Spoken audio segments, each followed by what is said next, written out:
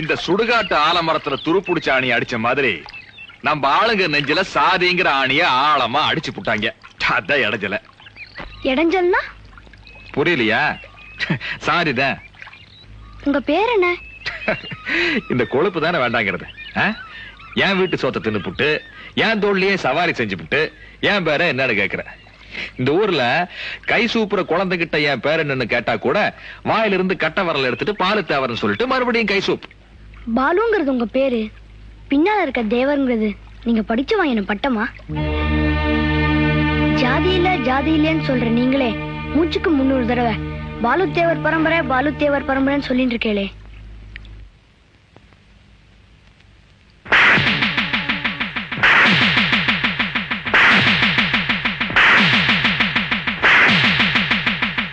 நான் கரையேறிட்டேன், நீங்க இன்னும் கரையேறாம நிக்கிறீங்களே.